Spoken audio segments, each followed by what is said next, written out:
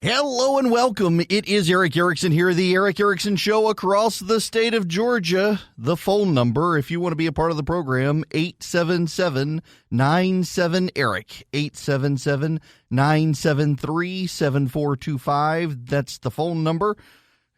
Yes, we do take your calls. I want to go back to Lev Parnas to begin the show today because I saw somebody, I can't remember who it was on Twitter. I don't want to take credit for it myself. I'm a little jealous that I didn't come up with it myself. But Lev Parnas. Lev Parnas is the guy who is under federal indictment, and he is now a media roadshow spectacle. Y'all, somebody said it on Twitter, and I can't remember who it is, but maybe it was Beckett Adams from the Washington Examiner, but they're so right. This is Michael Avenatti 2.0. Michael Avenatti, Stormy Daniels' lawyer, who went on and he was going to run for president, and everybody was just fawning over him. They loved him. Brian Stetler at CNN, oh, this guy is presidential caliber. He said something like that. They loved Michael Avenatti. He was the darling of the media because he would come on and bash the president and say all the things the media wanted to say, but he had the credible veneer of being a lawyer, and on it goes. And it turns out he was just a swindler. He's been arrested now. He's been arrested twice. The feds arrested him at a California state bar hearing the other day. And the media, there's no apologies from the media over Michael Avenatti. And that is Lev Parnas. The media is treating him the same way. So Chris Murphy is a very hyper-partisan senator from Connecticut. He's going to vote guilty on the president in impeachment already. His mind is made up.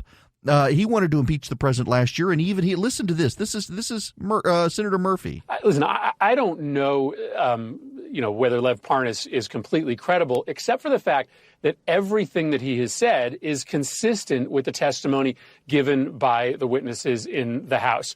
We have known for a long time that everyone involved in U.S.-Ukraine policy was working towards the same goal, and that goal was to get the Ukrainians to interfere in the 2020 election and to withhold their access to the White House and their access to taxpayer-funded aid until they agreed to it.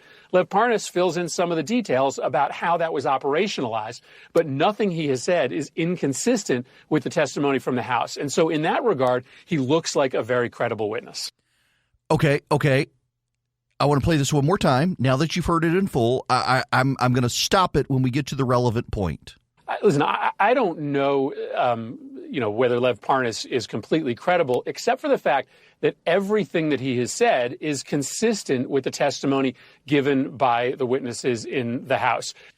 Everything he said is consistent with the testimony given by the witnesses in the House. You know, that rung a bell with me, and I want to go back to his interview with Rachel Maddow and with Anderson Cooper. Let's review. This is Lev Parnas the other night. Rachel Maddow, MSNBC wants you to know Rachel Maddow has gotten massive ratings from this. He's a key witness to this is about John Bolton right here. Conversation with Zelensky and when he came back and why he left or got fired or however you want to look at that. Let me make sure I understand what you're saying. When Vice President Pence went over there on September 1st, again, in President Trump's stead, you believe, or you have reason to believe, that Vice President Pence was tasked at that meeting with getting President Zelensky to announce investigations of Joe Biden specifically. Yes. And to tell him that they wouldn't get their aid until they... I don't know exactly what he was, but it was all, it's all the city. Wait. So first, this is what he believes, this is what he knows. And I said Bolton, he meant Vice President, that he knew the Vice President did this. And now suddenly, when Rachel Maddow drills into the specifics, he doesn't actually know.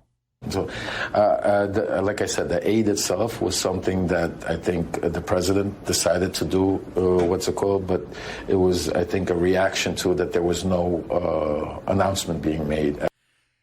He thinks it was a reaction. Notice the language there. This was in the New York Times, and this was covered by the witnesses in public testimony, that the president did withhold the money. And the speculation was that it was because of the investigation. And so Parnas goes from knowing the vice president gave the instruction to not knowing the vice president gave the instruction to thinking that the vice president gave the instruction to thinking that the reason was because the president wanted the investigation. That part was in the media.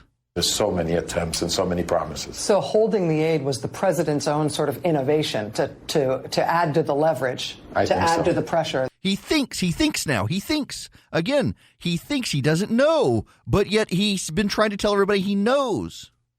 People like you and the vice president and Mr. Giuliani and everybody else involved in this effort was putting on the Ukrainian government. Correct. When you say that Mr. Bolton may have things to say about this, did Mr. Bolton know that Vice President Pence was supposed to secure that agreement from Zelensky, that he'd announced these investigations? Notice how Rachel Maddow, the guy has just said he didn't actually know about what the vice president was doing. And then Rachel Maddow now essentially presumes that he did and that it was the vice president who was doing it. Major deconstruction here going on with the truth. If we're supposed to get the truth here, this isn't getting the truth. This is getting speculation and rumor and taking speculation and rumor and converting it into the truth. That's what Rachel Maddow was doing with this guy here, trying to make it a fact that it was the vice president who was going to tell Zelensky in a private meeting that he had to investigate Biden. We actually know that's not the case. And Lev Parnas has told Rachel Maddow first that that's what the vice president was going to do, and then immediately said he didn't actually know. You just heard him say, I don't actually know. And yet Maddow is accepting it as fact that that's what the vice president did. I don't know exactly what Mr. Bolton knew, but I know Mr. Bolton. Wait. This is a guy who said he knew what Bolton knew, and now suddenly he doesn't know. Now listen, here's where he goes into I think again. Notice his use of I know and I don't know and then I think, and now he's going to go into I think and I know. And listen, I'm going to just play this. I'm going to stop talking over it, and I want you to listen, because what you're going to hear is when he says he thinks, he's going on speculation in the media. When he says I know, he's going on the facts reported in the testimony. This is a guy who knew what had happened. He knew the testimony. Definitely involved in the loop because of the firing of Maria Yovanovitch. Also, his interactions with Rudy Giuliani. They started butting heads. That was in the press. And he was not agreeing. It was, from Venezuela to Ukraine, Bolton didn't agree with Giuliani on the way of dealing with it. Okay, I lied. I am going to stop again. Notice how he said from Venezuela to Ukraine. How does he know about Venezuela to Ukraine? That was actually in the New York Times. That was in the New York Times. In the stories about Bolton's ouster, he and Giuliani were butting heads on Venezuela to Ukraine. There was tension there. There was definitely tension. But you believe he knows what the administration was pressuring Ukraine to do? Bolton, 100%. He knows what happened there. That was with Rachel Maddow. Now listen to the exchange with Anderson Cooper, who is more skeptical of him. In terms of who knew about what you were doing in Ukraine, did Vice President Pence know? Of course. Because, his office has said he was unaware of, that he had met with Zelensky after not going to the inauguration, but he wasn't delivering a message of a quid pro quo. Look, again, like I said, I'm not here to debate. I'm here to get the truth out. I got my records. But how do you know that the vice president would have known what Giuliani was up to, what you were up to? Because we would speak every day. I knew everything that was going on.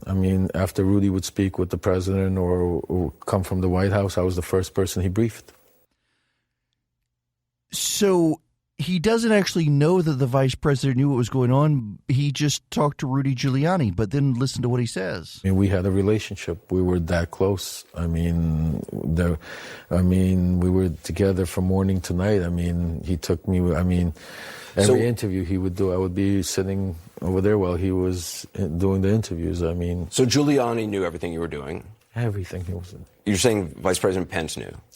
I don't know if my vice president knew everything we were. See, he knew the vice president knew. The vice president knew, but now he's I don't know that the vice president knew everything. Well, I'm sure he was. But he knew he was about in a the quid loop. pro quo. Of course, he knew. Everybody knew.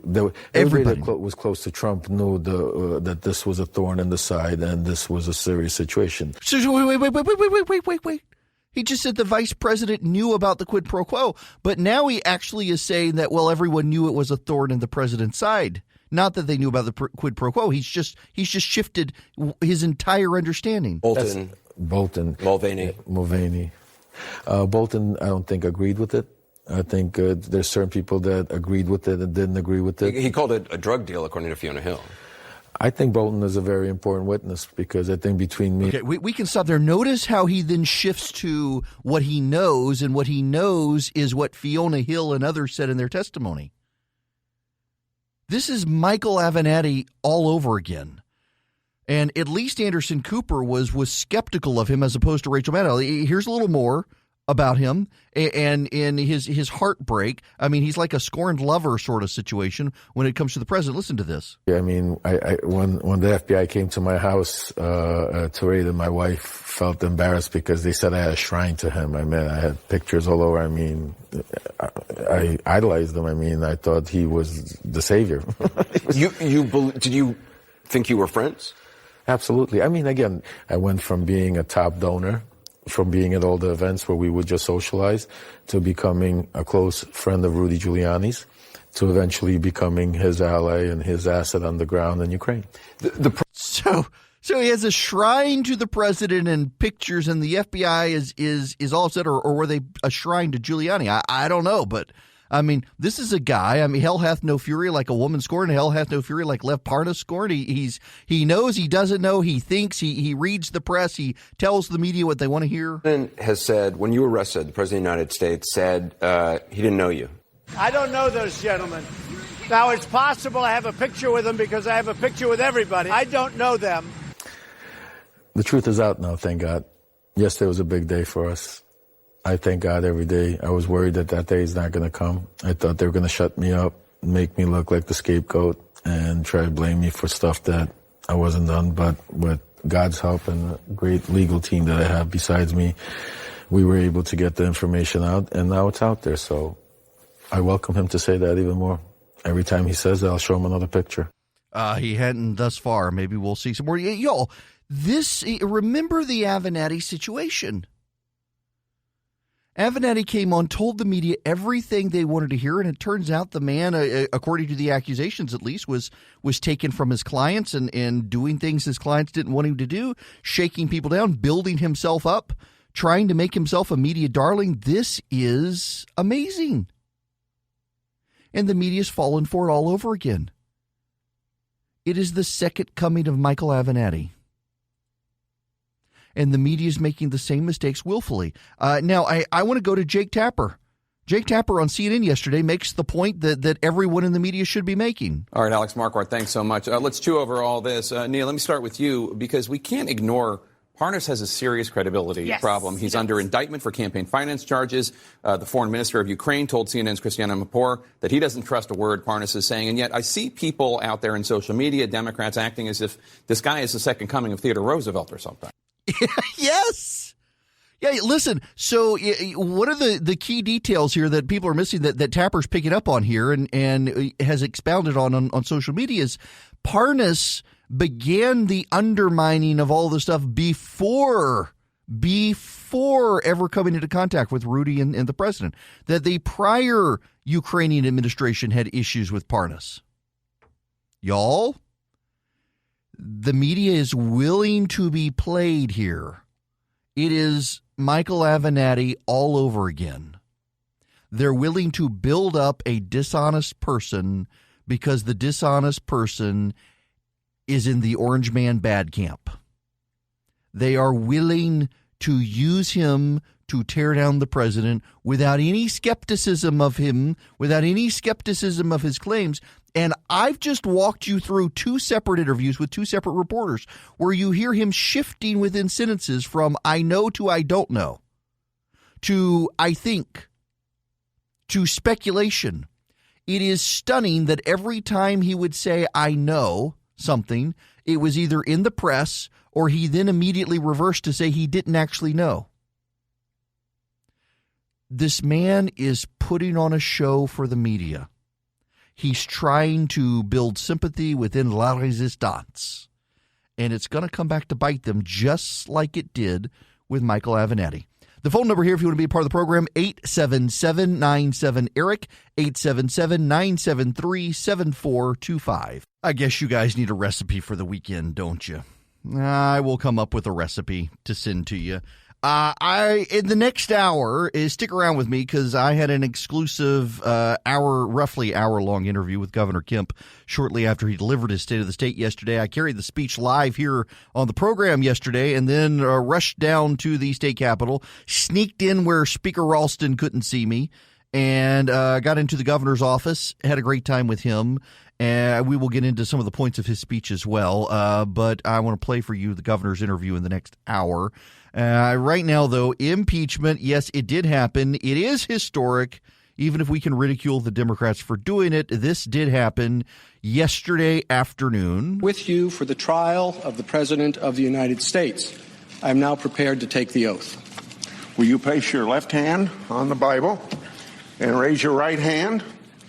Do you solemnly swear that in all things appertaining to the trial of the impeachment of Donald John Trump, President of the United States, now pending, you will do impartial justice according to the Constitution and the laws, so help you God? I do.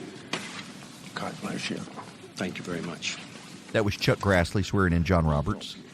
At this time, I will administer the oath to all senators in the chamber in conformance with Article 1, Section 3, Clause 6 of the Constitution and the Senate's impeachment rules. Will all senators now stand or remain standing and raise their right hand? Do you solemnly swear that in all things appertaining to the trial of the impeachment of Donald John Trump, President of the United States, now pending, you will do impartial justice according to the Constitution and laws, so help you God? The clerk will call the names in groups of 4, and senators will present themselves at the desk to sign the oath book. Over to you, Jake Tapper.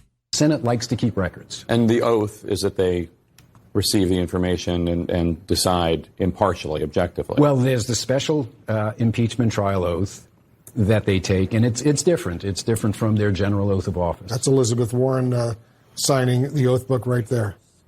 I believe, they swear to do impartial justice. Swear to do impartial justice, although many of them on both sides of the aisle have already said how they're going to vote when it comes to removing the president. Let's continue to listen in. Yes.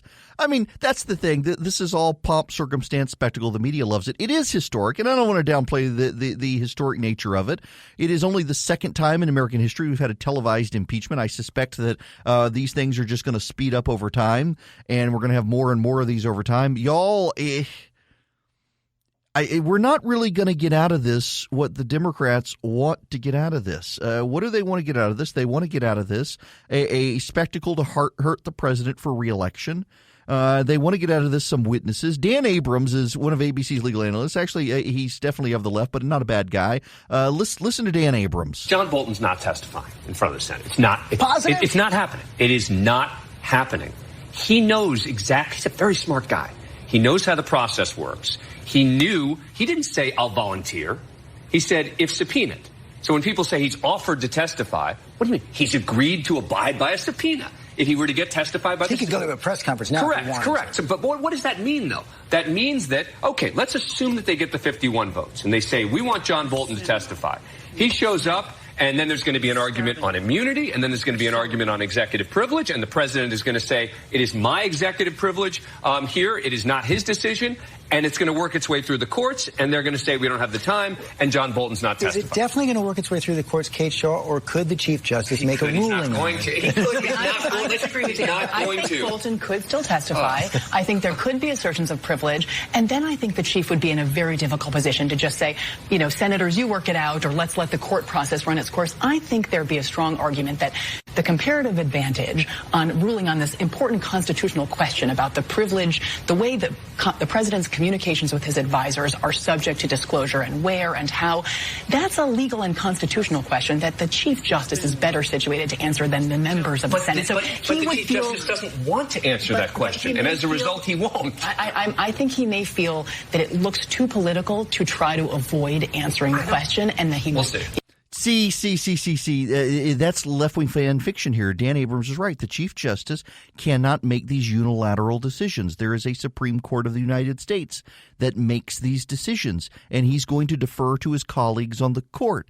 It is left-wing fan fiction to believe that the Chief Justice is somehow going to exercise dictatorial control over the impeachment process and put the senators in their place. He can't. This is a Senate impeachment trial, and they reserve the sole power of impeachment, of conviction. It is Eric Erickson here, the Eric Erickson Show across the state of Georgia. The phone number, if you would like to call in, 877-97-ERIC, 877-973-7425. I need to read you a quote. And I'm going to apologize before I read you the quote because this isn't something I'm comfortable reading. It doesn't have profanity in it or anything like that. It's not something I can't say on the radio. It's just something I'm not comfortable saying, but I need to say it. And I need to, if you have children with you, I want to give you a parental warning here. It's not appropriate for kids. And I'm going to read it to you. I will give you a countdown warning so that you can have your radio turned down. You only need to turn your radio down for 15 seconds. If you have kids in the car, this is on you. It's not on me. I'm not going to feel guilty when you call and complain and say, I can't believe you just read that on radio. My kid was listening. Well, you're being warned here, folks. I'm waving the red flag. I'm going to give you a countdown. You're going to turn your radio down for 15 seconds, and then you're going to turn it back up. This is a quote from Bernie Sanders. This is something Bernie Sanders wrote, and I'm going to read it to you, and you're going to be horrified, and you're going to wonder, why is the media not talking about this? But it's not appropriate if the kids are with you, and this is your warning. It'll be... it's not even 15 seconds, but out of abundance of caution, 15 seconds. So, all right, are you ready? I'm going to do the countdown. It's on you. Well, once I get past 1 and you haven't turned your radio down, this is on you. 5, 4, 3, 2, 1. Bernie Sanders now. A woman enjoys intercourse with her man as she fantasizes being raped by 3 men simultaneously. That was Bernie Sanders, writing in February of 1972. Bernie Sanders wrote rape fantasies, wrote explicit material, and there is a line of attack to make on Bernie Sanders on that, and notice how the media avoids ever dealing with it. That is what I read. I'm not going to repeat it again because people have raised their radio again. I don't want to make them turn it back down. That would be bad radio. But that is a Bernie Sanders quote. If you want to read it for yourself, you can go into my Twitter timeline at EW Erickson. You can see it for yourself, EWERICKSON.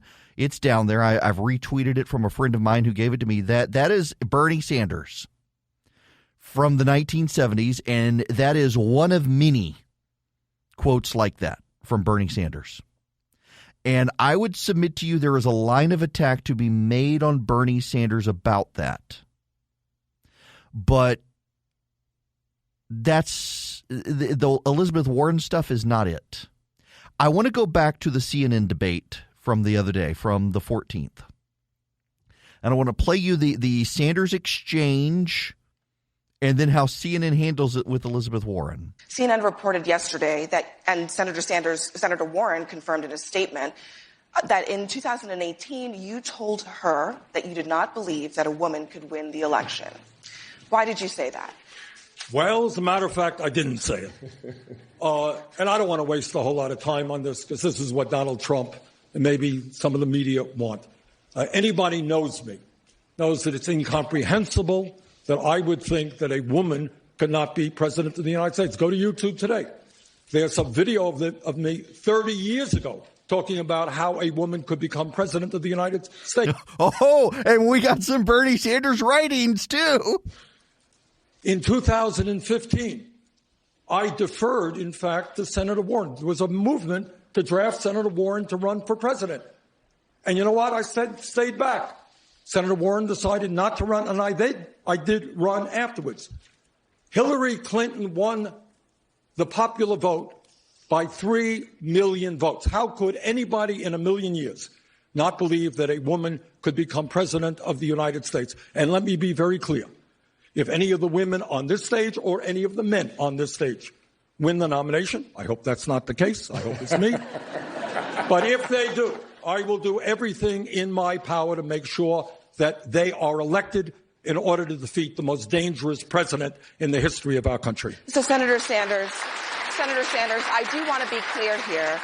You're saying that you never told Senator Warren that a woman could not win the election. That is correct.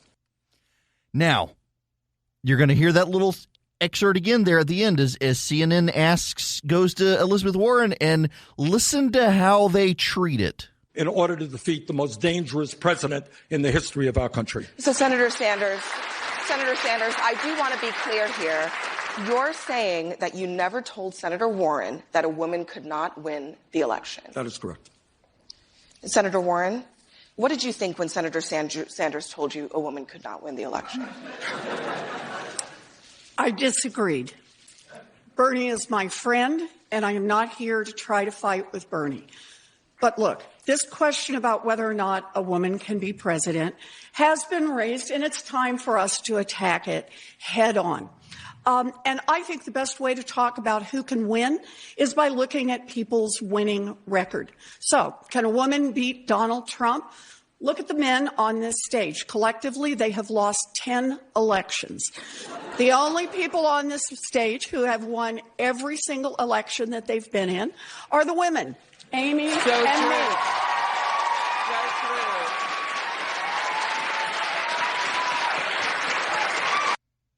So it is notable that CNN just took it as a matter of fact. Took it as, hey, Elizabeth Warren, when Bernie says this to you, what did you think? Here's the problem. The media loves to tell us Donald Trump is a liar, loves to tell us what Donald Trump says isn't true, loves to fact check Donald Trump. Elizabeth Warren is a serial fabulist. Elizabeth Warren routinely makes things up about her life. Remember, she said she was fired for being pregnant, and it turns out the records showed they actually offered her a job back. Remember when she said she was Native American and she did the DNA test and members of the media came out and said, oh, she just owned the president. She proved she actually is a Native American. And it was within like 4 hours, people pointed out, no, 1024th Native American doesn't mean you're a Native American. And the Cherokee tribe came out and was offended by it. And then he's like, oh, I guess she screwed this one up. Her bid for the presidency ended today. The schizophrenia of the press when it comes to this, but it's always trying to protect Elizabeth Warren, and it's always believing Elizabeth Warren. It's always whatever Elizabeth Warren says is true. And Warren is a serial fabulist. Yet the media loves her and holds her to a completely different standard than Donald Trump. She lies time and time again. And Bernie Sanders, say what you will about him, but he's not really a liar. He's a communist, but he's not a liar. He's a truthful communist. He really does want to bring on the revolution. Have you seen the story of the Bernie Sanders field rep who said essentially you're either gonna get down with the Sanders revolution or you're gonna die in the streets, that they're gonna kill you, that we're gonna send people to gulags, that Stalin had gulags and gulags were re-education camps, particularly for rich people. They really weren't bad. Only the CIA told you they were bad, but that's not true. And the Sanders campaign came out and said, hey, no, this guy, he's really a nobody. And then Project Veritas, the geniuses, they released the second part of it where the guy talks about how the Sanders Iowa coordinator for the Sanders campaign bailed the field coordinator out of jail for drugs. got arrested for drugs, and if he was a nobody, the coordinator for the Iowa campaign would not have bailed him out of jail. Folks, we need to accept that the media is not quite as honest as some people would have us believe. We need to recognize that they're doing everything they can to protect Elizabeth Warren. But I got to tell you, Bernie Sanders articulated his case very well. And he's right. Objectively, Hillary Clinton won the popular vote by a couple million votes in 2016. She did. She beat Donald Trump with a popular vote. So why on earth would he say, he's not a dumb man, why would he say a woman can't win in 2020? It doesn't make any sense.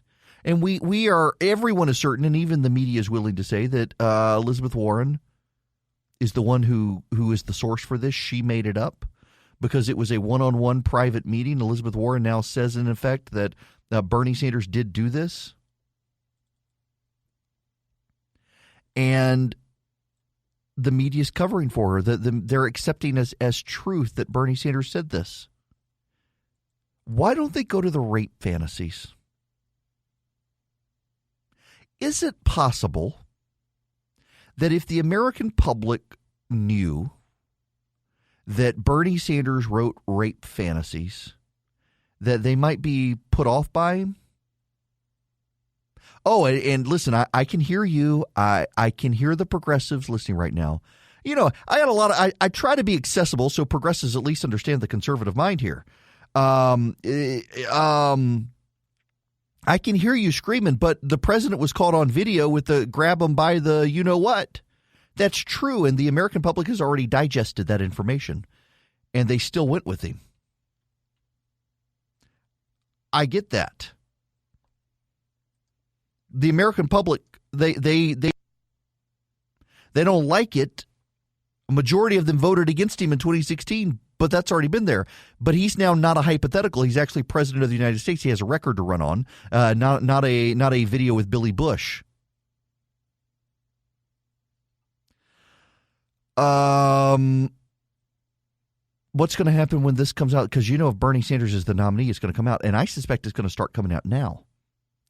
The reality is, on the Democratic side, privately they're worried about Bernie Sanders. And as much as the media loves Elizabeth Warren, I mean, they have been trying to make Elizabeth Warren happen for years. I remember in 2016 they were trying to make her happen, and she stood aside for Hillary Clinton. But, I mean, President Obama pointed her. There were all sorts of celebrity profiles of her. She was taking back that Massachusetts seat that Ted Kennedy had held that Scott Brown won. She was a hero of the left, a darling of the left. The media loved her. She was a truth teller. She was honest. She was taking on the corporations. On and on and on it went. They've been trying to make her happen for years. But now they have more reason to, because more and more they're realizing Bernie Sanders has too much baggage, too long of a record, too much of a record. You had Bernie Sanders. I played you the clip the other day. If you haven't heard it, let me play this clip for you again. This is Bernie Sanders from 1986, where he is lamenting that John F. Kennedy, was more stridently anti-communist than Richard Nixon, and that upset him. Listen to this. But I remember, for some reason or other, being very excited when Fidel Castro made the revolution in Cuba. I was a kid, and I remember reading that. And it was just seemed right and appropriate that poor people were rising up against rather ugly rich people. And I remember, again, very distinctly, a very distinct feeling. I was watching the debates. You remember the famous Nixon-Kennedy debates. That was the first time the presidential candidates actually debated. And I was becoming increasingly interested in politics. Didn't know much, but was interested. I remember sitting in the student lounge at our dormitory watching the debate. And at that time, well, we can talk about Cuba now, I was very excited and impressed by the Cuban Revolution. And there was Kennedy and Nixon talking about which particular method they should use about destroying the revolution. And I remember the irony, as we learned the history later on, Kennedy was saying that Nixon was too soft on communism. Let me pick up a point that Rick was making in Cuba. we should deal firmly with Fidel Castro. And Nixon was playing the role of, hey, you got to be patient. You can't do these things. You got to negotiate. Well, of course, what he was upset about is that secretly they were planning the Bay of Pigs invasion right then. But for security reasons, he couldn't come out and say, we're already planning the destruction of the Cuban Revolution. Don't worry about it. So he was the liberal, and Kennedy was playing the conservative. And actually, when you read novels, people say there's a sick feeling in your stomach. Usually I'm sufficiently unemotional not to be sick, but I actually got up from the room and almost left to puke. Because for the first time in my adult life, what I was seeing is the Democrats and the Republicans, both of them, and of course, as Rick points out, Kennedy was the flashing young liberal. And what we were seeing right before my eyes, way, way back then, and I didn't know anything about politics, but clearly that there really wasn't a whole lot of difference between the two. Wow. That's Bernie Sanders upset that John Kennedy was anti-communist. Bernie Sanders admitting he was a big fan of the Cuban Revolution. There goes Florida. We've taken Florida off the table. Wait a second. I used to know these things. Man, the amount of things that I have forgotten. How many electoral college votes does Florida have? The electoral college votes, 29. That is you're now down 29 electoral college votes in Florida. When Miami hears that he was against the Cuban Revolution, or he supported the Cuban Revolution, he supported Fidel Castro, there you go. There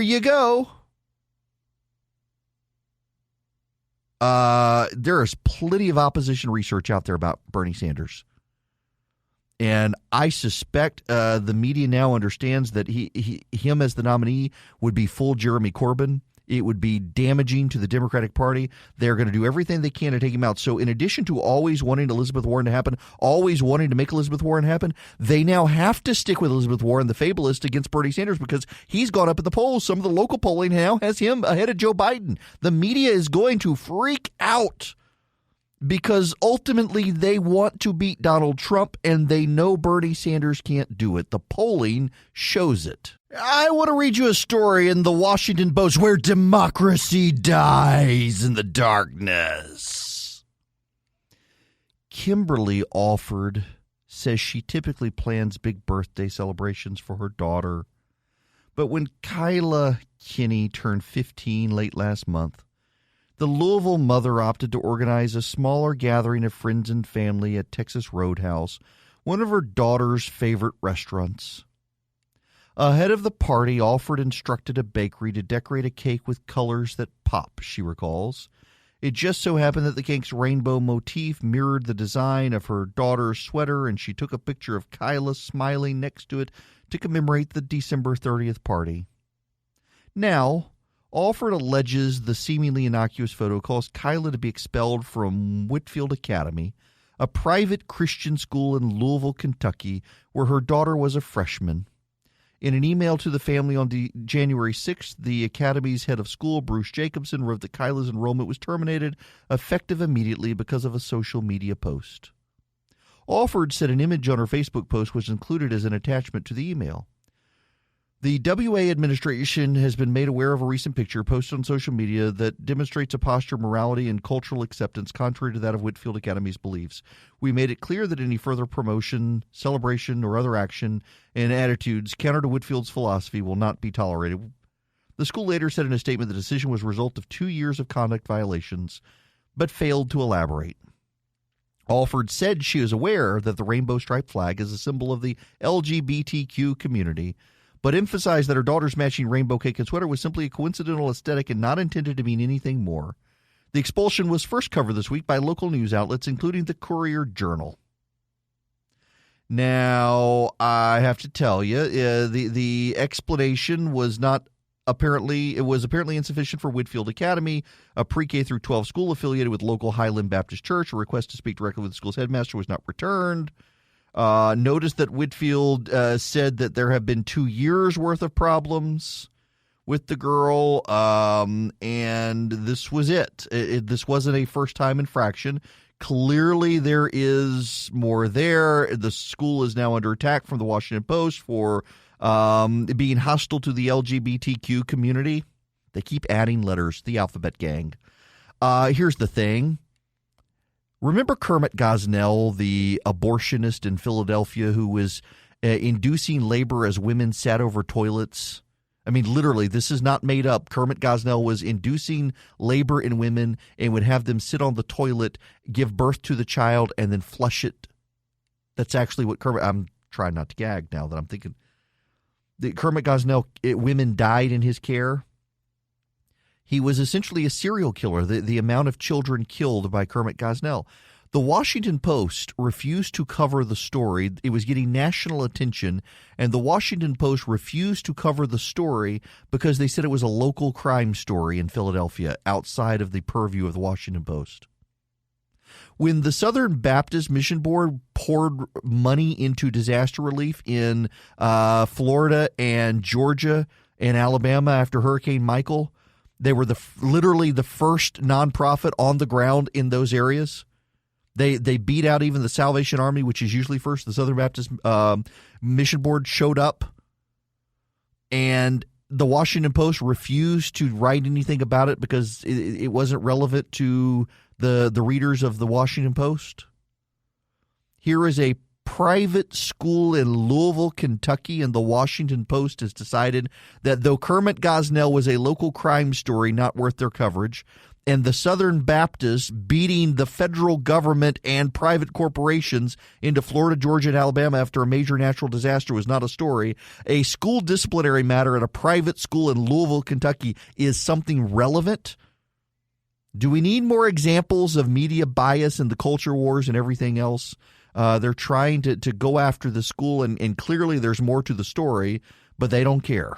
Okay, a quick timeout for a new sponsor I'm actually excited about, but it's confession time in the process of me being excited about the sponsor. So, you know, after all the lung stuff I had several years ago, it took me a long time before I was cleared to actually go back and do serious exercise at the gym, and I finally decided to go back to CrossFit about 3 months ago. Now, I've been paying for the private lessons instead of going to the open hours because I don't want anybody to see my fat behind working out right now as I'm doing burpees and double unders and all the other awful stuff. But I'm only going 3 days a week because it's expensive to do the private stuff. I got to have to do something at home because I got a couple of days a week where I got to be burning calories when I'm not doing it. And I was really thinking about the Peloton option, but I don't want to pay a ton for Peloton, and it's expensive. Well, I discovered Echelon, and now I'm really actually pleased that Echelon is a sponsor of the show. It's a live and on-demand studio classes in your home. You can use your iPad. You can put them on your fitness bike. You can put them on, they've got them on the Apple TV or your TV. You can stream it. You can get them on your iPad. They've even got one of the mirror options where you can do the exercises in the mirror. Join hundreds of thousands of people, myself included now, getting fit with Echelon. You don't have to pay a ton for Peloton. You can get an Echelon bike today for under $1,000. So go to echelonfit.com/Eric. Learn about their limited time free Apple iPad and complete details of the exclusive offer. Echelon, it's your time. Make the most of it and don't go broke doing it. That's EEECHELON. ECHELON fit.com/Eric. echelonfit.com/Eric. Y'all, if I can do it, you can do it. It's great, and we'll get in shape together. Hello and welcome. It is Eric Erickson here, the second hour of the Eric Erickson Show across the state of Georgia, coming to you from, well, my studio in Atlanta today. I'm not in Macon, beamed over to my flagship station, WGAU in Athens, Georgia, and then broadcast out to all the points of Georgia. I tell you, you can go from Chattanooga to Lakeland, Florida now and hear my voice on 75 the whole way down. That really freaks me out. It should freak you out, too. The phone number, if you want to be a part of the program, 877-97-ERIC, 877-973-7425. There is some breaking news here at 6 after the hour. The president has announced his impeachment team will include Kenneth Starr, Alan Dershowitz, and Robert Ray, the former FBI director. Dershowitz will present the constitutional argument against removing Trump from office. This is breaking news. There will be more to come on this. I will keep you posted. Right now, though, I want to move on from impeachment. And I want to focus this hour. I waited until this hour. Not all of our stations come on line with the program until this hour, and so I wanted to wait when I had everybody together for this hour, because yesterday in the 11 o'clock hour, Governor Brian Kemp gave his State of the State address, and we carried it live here on the program so y'all could hear it. This happens every year, and one of the downsides of not having a syndicated radio program that is Georgia Pacific is not Georgia Pacific, but Georgia specific is to you can't cover stuff like that, and it's a big deal. And my master plan is for this to be a national program one day, but right now I'm Georgia, so I want to focus on Georgia news, and so we covered the governor's State of the State live yesterday, and so everybody could hear it, and then I rushed over to the state capitol, to his office. He has a private office, and he has a ceremonial office. The pictures you all see are the ceremonial office, and we sat in the ceremonial office, and we conducted a radio interview, and I want to play that interview for you now. I've got it divided in segments so it works on radio. I wasn't just going to, pretend that we were live and whatnot, but I did go over to the office, and we conducted the interview there, and this is my interview with Governor Brian Kemp on his State of the State address. Perhaps. There we go. Governor, I played on the show your State of the State address, and I've got it pulled up here, and for those of you just tuning in, I've got Governor Kemp. I'm actually in the office with him, having conducted the State of the State address, and a couple of things that I wanted to get to just up front. First, you kind of going in the order of your speech, the Patients First Act, you said we crafted Georgia-centric healthcare solutions to lower healthcare costs, reduce insurance premiums, and you still, one of the things you want to do, and I know I spoke to the Lieutenant Governor as well, one of the things he wants to do is more free market reform. I continue to hear stories around the country of doctors who they post their price list and say, if you come in for this, it's worth this, or what have you. And we don't know what it's worth until, weeks after you've got the bill. Well, we talked a lot about transparency in healthcare today. Of course, we did that last session as well when we passed over 20 healthcare bills, some of them dealing with transparency, but I really wanted to make sure people realized all the things that we did last year that are kind of taking us into this year to build off of that, and certainly the Patients First Act, the ability for us to work with the Trump administration in D.C. to get waivers to Obamacare and also to Medicaid so that we can work on lower private sector health insurance costs for hardworking Georgians, but then also have a pathway where people can get off of Medicaid and move on to a private plan with not falling back when you have one catastrophic event. And a catastrophic event, the folks that are in that situation could be $400 or $500, not $4,000 or $5,000. So I'm really excited about where we are on health care. We've been working on that for 9 months now, and we're getting really close. Hopefully we'll get the waivers approved from the administration pretty soon, and we'll be able to keep working. But it is going to free up the private sector marketplace, which is, what the problem is now, I think, with Obamacare. Well, it's just like the other day, Nancy Pelosi's budget had more money for Medicaid for Hawaii. It just continues to throw more money after a program that's not working. I think the thing to do is to reform and to make sure that people that need the help, that are in that position, have the ability to get on the Medicaid program, but then work their way off of that. And that's what one of our waivers is doing. But the Democrats never mentioned the whole private sector side for the people that are working in our state that can't afford private sector health insurance. And that's the thing that, really continues to blow my mind is, there was only 3 Democrats that voted for the waivers to help us be able to lower private sector health insurance costs. And quite honestly, I just don't know that they have a whole lot of other things to criticize. But we just have a different plan. We have a market-based plan, and I think it's going to be a lot better than us just spending billions of dollars or, $400 or $500 million, whatever the number is, that we don't have. Relatedly on healthcare, you noticed Johnny Isaacson there. You praised him. A lot of worthy praise, but setting up this professorship at the University of Georgia for Parkinson's research. Yeah, we're really excited about that. It was a great way to, really thank Johnny for his service to our state. He's been a great public servant, a great Georgian, served in all the different capacities that I mentioned during the speech. But he's also got a terrible disease that has no cure, and it's a great way to really honor his service and his life to do this professorship and find a cure to Parkinson's. And I certainly appreciate President Jerry Moorhead and the University of Georgia for stepping up and kind of getting the ball started on this. There's a long battle ahead to be able to do that.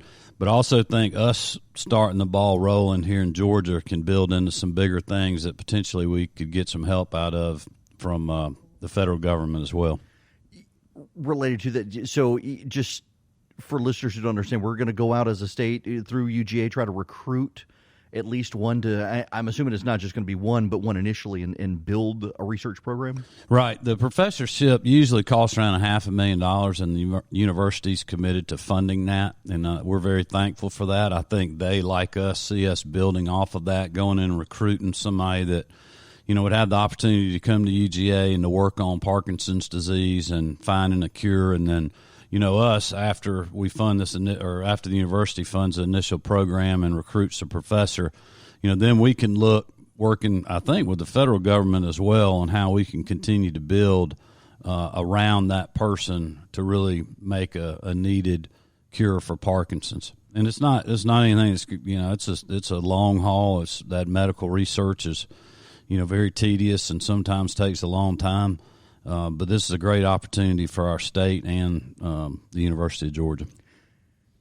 Moving on to education, one of the things you said is let's dismantle the remnants of Common Core, reduce the number of required tests, give teachers the opportunity to actually do what they do best, teach, and give them that pay raise. Given the fiscal constraints the state's been facing and the cutbacks, do you think we're going to be able to find the money for a teacher pay raise? Well, we have the money in the budget for that. It's a balanced budget. I'm very proud of that. I mean, I said on the campaign trail that we need to be a state that has an efficient government, that we need to streamline it and make it smaller.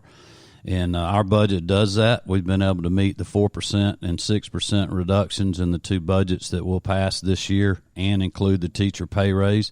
That was a big commitment that I made. I think it's had a big impact already, and I think this one will as well. And that's really what my priorities are. And I told people, sometimes you have to tighten your belt so you can fund your priorities, and that's what we've done in this budget. Using innovation, asking tough questions like, do we really need all these phones, or, do we need to buy these computers this year? Can we get another year out of our motor vehicles? Can we innovate and do more work with less people? Eric, there's tons of vacant jobs in state government that are funded every year that have been vacant for over 18 months now. And so we're using those positions to help fund our priorities, because it's obvious if somebody hadn't hired somebody in 18 months, and that's a position that we need to look at and go, obviously this isn't needed, or you're not going to hire anybody at the level of pay here. So really asking those tough questions to fund our priorities, like teacher pay raises, the gang task force, and our healthcare initiatives. I don't want you to go down a path that you don't want to go down to after giving a good speech that was well received. But I noticed last year when you were asking for budget cuts, I thought it seemed very tactical by some departments as you were incoming to say, well, there's nothing for us to cut. We're just going to fire everybody.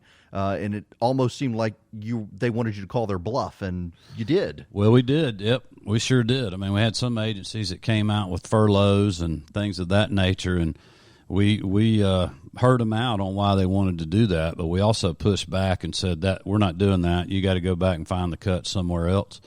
I'm certainly not opposed to reduction in force and reorganizations if it's well thought out, but just to take a blanket, we're going to furlough the whole agency for X many days to make up our 4% and our 6% in the two different budgets. That is not the approach that we wanted. Even though the cuts were 4% and 6%, we wanted agencies to not just do across the board, but really look at things that they maybe they like doing, but they didn't need to, or things where they could get more efficient and save money for the long haul versus just taking the easy way out and doing a furlough day, or right, letting a person go if you really needed that position.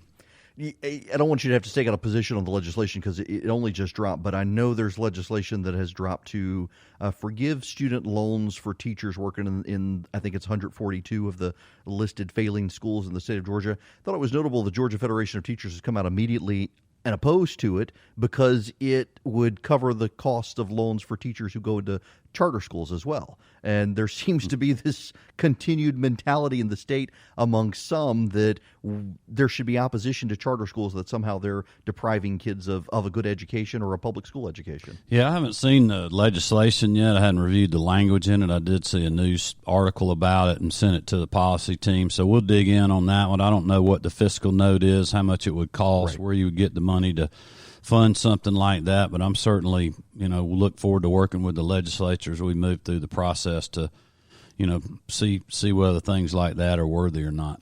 Now, Governor Deal made a very strong push for charter schools of the state. It was notable, particularly when he did the statewide referendum or constitutional amendment. It was black mothers who joined with Republicans to get it over the line with a lot of Democratic opposition. Where are you looking at charter schools as far as school reform goes? I think our biggest, really push on charter schools is figuring out how to continue to fund them. Because when you look at the budget numbers of where they were and where they're going in this year's budget, we have quite a bit of funding to continue our charter schools in the state. So that's really, outside of any legislation, that's really the thing that we're, another reason that we have to be efficient so we can continue to fund our priorities like education, and that certainly to me is one of them. Crime and gangs. You had Deborah Ryder in the room, whose son Nicholas, 10 years old, drive-by shooting. He got killed living down in Macon. These stories are, in fact, I saw per capita the other day that Bibb County and Chicago have the same homicide rate from gang violence now per capita, which is crazy. Only 142 in Bibb County, but still 142 too many. And for a while before I was on city council in Macon, we had a prior administration there and also at the state level, some unwillingness to recognize Georgia does have a gang problem. From your vantage point as governor, how bad is the gang problem in the state? Well, it's bad. I mean, the Mexican drug cartel is, really the one that's pushing all the drugs in that are going to the street gangs that are selling it and pushing it out there, and it contributes to human and sex trafficking and all these other bad things, but it's happening everywhere. I mean, there was a high school in Cook County, 100 shots fired that was gang-related. Read the Athens paper this morning, 30 shots fired at one house in a drive-by shooting. And they haven't tied that to a gang yet, but, who goes by a house and fires 30 shots? I mean, it's just unreal what's happening in our state. I wish I could tell your listeners, Eric, everything I knew that was going on right now about gangs, but I just can't. Mm-hmm. But there's going to continue to be more news coming out about different things that we're doing to make a difference, not only as a state with the gang task force, what Vic Reynolds and the GBI are doing, Attorney General Chris Carr, his efforts with us to do that as well. But, people forget, too, our federal prosecutors right now, that Donald Trump appointed, they are moving the needle on going after street gangs in our state, and they are big partners with us, and we're very grateful for that. B.J. Pack, Bobby Christine, and Charlie Peeler. More from the governor when we come back. Yesterday, I sat down with Governor Brian Kemp in his office shortly after he gave the State of the State. I had a conversation with him, bringing that to you now. Here's more from Governor Kemp from his office yesterday in the Capitol. You mentioned human trafficking and drugs, and it's interesting now with legalization of marijuana in Florida for medical use and the situation out west. It does seem like there's an uptick. I mean, you've got prosecutors now in Georgia because of the hemp law saying they're not going to enforce possession of marijuana charges. And this does seem like it's fueling gangs, at least funding gangs in the state by increasing the availability and also the desire to sell drugs in the state. Well, certainly the really scary part of all that is just, methamphetamine and, opioid addiction, heroin, all these other drugs that are out there that are just, get people addicted almost immediately or kill them. Right. Things laced with fentanyl and it is amazing what's going on. It doesn't matter. It's happening in all parts of our state. It's just some people don't realize it. Mm-hmm. But if you spend as much time on the road as I do and talk to law enforcement and, talk to the people in the gang task force and, in Chris Carr's office with Hannah and the other gang task or his folks that are working on this. I mean, it's happening every day, and they're investigating every day and providing resources. So we're moving the needle now. We just have more work to do. And part of that's going to be legislatively putting some teeth in the statute to allow the prosecutors to go after these folks a little better. Related to that is the human trafficking issue. I know you and your wife care greatly about it. It's the whole reason I ran for city council down in Macon. A lot of people think it's some sort of moral panic. It's not a big deal, and yet the statistics show it's not only a big deal, but increasingly it's American victims as opposed to imported victims from abroad. Well, Ivanka Trump was in town this week, and Marty and I were with her and Secretary Azar and some other folks in the administration from D.C., and we heard 6 or 7 different stories from survivors that have gotten to the point in their rehabilitation where they'll actually talk. Every story is different. Every story is tragic, but there's a lot of similarities. It's happening at a young age.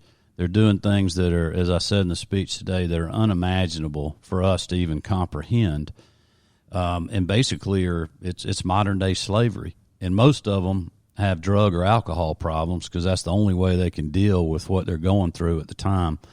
And so I'm just proud of First Lady Marty Kemp. I mean, she is on a mission. She was watching some TV show the other day. I think it was on Jeffrey Epstein and some of what he'd been doing. And I can't repeat on the radio the words that she was saying. And I said, honey, you got to calm down. She goes, well, we got to go after these people. I mean, she is furious about this, and she has learned so much. And I don't know of anybody in the country other than the White House and Ivanka that's doing more to raise awareness. I'm very proud of her efforts, but also the Grace Commission, Speaker Pro Tem Jan Jones and Chris Carr on that, a lot of people that's been in the trenches for years, and we're starting to make a difference. And we're going to continue that this year. We've got some legislation to work on making sure that these women or men, whoever it is that's being trafficked, can testify in court without the fear of retaliation and look at tougher statutes to put the Johns away and really go after the people that are profiting from this evil industry. And then we're going to continue to work on just giving awareness. We're doing training for state employees now that has really resonated with people. It takes 30 minutes. It's on the Department of Administrative Services website, just where all Georgians can know the signs of human trafficking or sex trafficking and be on the lookout. And if they see something, then they can say something and report it to the local authorities. I interviewed one of Ivanka Trump's aides who was with her the other day and noted that Delta has really stepped up on this issue in Georgia nationally. I've actually talked to executives at Delta who have told me some of the horror stories that they've dealt with and recognize it and now do play promos on certain flights to try to recognize it. Yeah, definitely great corporate leaders like Delta have stepped up. So has UPS. I've talked to David Abney about that as well because their drivers are out everywhere all the time, in airports and driving trucks and in neighborhoods. But there's a lot of other people now that are really starting to pick that up. I know just since we announced the training, we've had state agencies that have said we are making it mandatory for all our employees. That's going to be tens of thousands of people that will get trained. And I think there's going to be other corporate agencies, nonprofits, and others. And Marty's working very hard. She's going to, Rotary clubs, civic groups, church groups, anybody that'll have her to talk about the training and raise awareness. And that's really what we need. Mm-hmm. It is Eric Erickson here. I had a conversation yesterday with Governor Brian Kemp. That's what you're listening to right now. When we come back, the conclusion of the interview, I asked him about Kelly Loeffler, about fetal heartbeat legislation. I even asked him about Jake Fromm leaving the University of Georgia. When we come back, I've got Governor Brian Kemp, the conclusion of his interview, and Kelly Loeffler's got a new ad out. I'll play for you. It is Eric Erickson here across the state of Georgia. The phone number, if you want to join us, 877-97-ERIC, 877-973-7425. If you want to join our conservative army of activists where you get emails or text messages as needed to make it easy for you to call your legislator as things move forward in the legislature. And, we're going to have to talk about some of that. After the governor talking about adoption reform and the Speaker of the House already out trying to scuttle some of the adoption reform efforts. We will get into that. But I did talk to the governor about his State of the State speech yesterday. We went through the parts of the speech, education, healthcare, gangs, human trafficking, and also adoption reform. I also asked him about Kelly Loeffler and Jake Fromm. I want to bring you now the conclusion of my interview yesterday in the governor's office with Governor Brian Kemp. You mentioned, let me just read the line. As a pro-life governor, I believe we need to protect the unborn and the born. We have to defend those in the womb and then champion those when they leave the delivery room. Incredibly sad how many children are abandoned in our hospitals, hundreds every year, living, breathing babies discarded, forgotten, innocent, full of potential, now wards of the state. We've talked about this in the past. You were at the Clark's Christmas Kids fundraiser for foster kids. We've got a lot of kids who are wards of the state, and adoption continues domestically and internationally. The costs just continue to spiral out of control, taking a lot of people out of the market who could adopt. Well, when I got back down to the office right after I finished my speech and shook a few hands, I picked my phone up. One of the first texts I had was from an individual that him and his wife are going through the adoption process right now. And he said, "I'm so glad y'all are taking this up." He said, "I've been so frustrated." And I think he actually saw a post that Jeff Duncan had posted after the Eggs and Issues breakfast, saying he was going to support us in our efforts, which I certainly appreciate and never doubted that. But he was like, "I'm so glad y'all are taking this on. My wife and I are going through this right now, and it's so frustrating." And that's what's happening out there. There was a lot of really good work that got done 2 years ago, as I mentioned in the speech today, thanking Governor Deal and the legislature. But there's more we can do to reduce the costs, reduce the red tape, and make it easier for these kids to get adopted and make it easier on the parents to adopt them.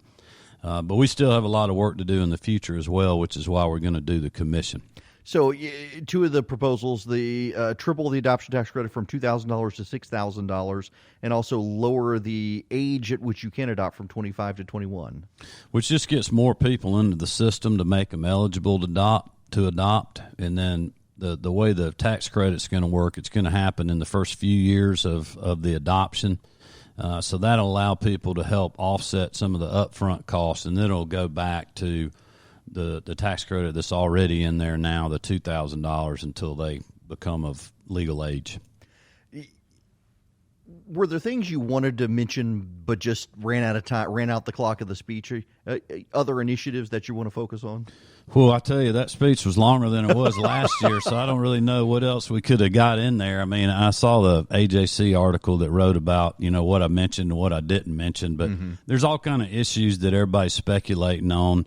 That's part of the legislative process. I mean, I wanted to lay out what my priorities were and what the budget is doing. And now's the time for the speaker and the lieutenant governor did that at the Eggs and Issues the other day, and now's their time to get a look at our budget reductions and what our priorities are, and they certainly have theirs. And we'll work through that. But we've got a great team down here. We're working very hard, and I think we're going to have a great year, and we're going to have good things to talk about when the 2020 session's over with. One of the things I noticed there were some bits in, but not a lot as much as in the past. The outside of Atlanta economic development. I know the other day you noted how many projects have been done outside of Atlanta from Cairo to you name it, all over the state. And still, the University of Georgia has their analysis that came out where they expect the north of I-20 area to be doing so well, but south of I-20 is going to be in a recession almost this year. Well, that's the challenge that we face. But I think my purview is, because I know I've done business there, I've been to all these counties, there's great opportunity in all parts of our state, not just Atlanta or Augusta or Savannah or Macon or what have you. And we've got to start selling that message, not only here but around the world. I cut the ribbon on a Walmart beef facility in Thomasville the other day that's affecting 600 new jobs down there. They said I thought it was a $90 million investment. They kept saying it was $140 million. I'm sure they know better than I do. But we've done great. Like that project right there, that's huge for that area. Taurus moved their corporate headquarters to Bainbridge. So there's some really good things going on down there. But we've got to figure out a way to stop the loss of population decrease in rural areas. And you can't do that unless you have good economic opportunity and good health care. And that's really what we've been focused on. We put a lot of money in the budget last year for educating more doctors that are going to be focused on rural parts of our state. And I think you're going to see the needle continue to move. It's not something that's going to change overnight, but it's, after, if we do this day in, day out for the next several years, I think you'll start seeing some movement. Well, related to that, I think so much Wilkinson County, where when I was practiced law, I was there a lot, very poor, very rural county, not a lot of infrastructure there. And it seems like those areas of the state are so defined by county boundaries, and there should be some shared resource level down there. But then you've also got the issue of a lot of counties don't want to work with other counties down there. Yeah, and that's what's frustrating, I think, from a state level. And sometimes no matter how much we want to help, if you don't have a good local government, I mean, you know this as a former city council member, you got to have people that are willing to work with the state, that are willing to figure out ways to put skin in the game as well. And we have a lot of great counties and cities that do that, but unfortunately we have some that do not want to change. So we're focused on the ones that want to change.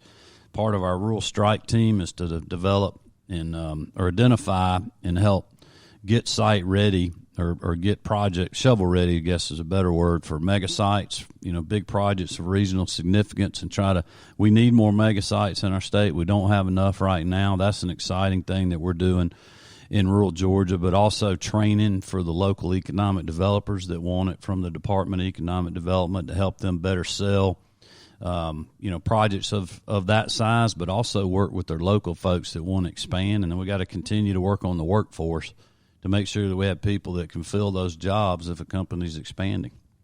Last question for you here as we wrap up. The most controversial decision you've made as governor so far, if you believe the headlines, is Senator Loeffler's nomination. And among grassroots conservatives, there was some grumbling at first, and of course the media tried to play up the drama here. How would you assess her first? She hasn't been there very long, but her rollout and move up to Washington.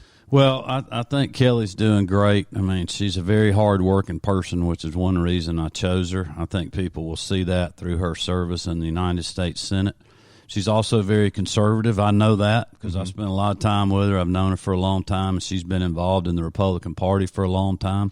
A lot of the folks that were clamoring on social media, they either didn't know or forgot that she chaired the Victory Committee in 2010, which was the funding arm of the state Republican Party when Sue Everhart was chairman, to help Governor Deal get reelected and help us sweep the ticket in 2010, which I was part of that, when I ran for Secretary of State. So, Kelly's been on our side for a very long time, and as time goes by, people are going to see more and more that she is very conservative, but she's also very smart, and she's a great businesswoman, and she brings, it's like I said when we did the press conference announcing her, she's like President Trump, an outsider business person, and like Senator David Perdue, an outside business person, and I'm sending them some reinforcements to Washington, and I think that's exactly what you're going to see.